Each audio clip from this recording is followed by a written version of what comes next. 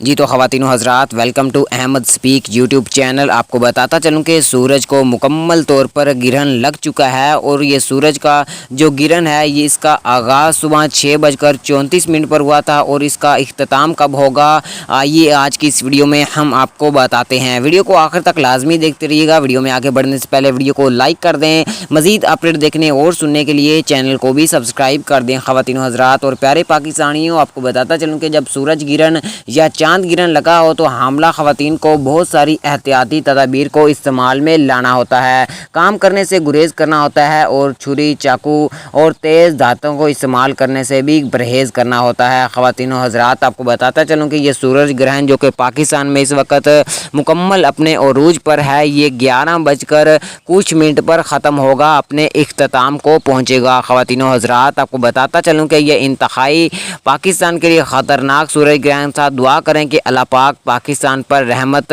نازل فرمائے۔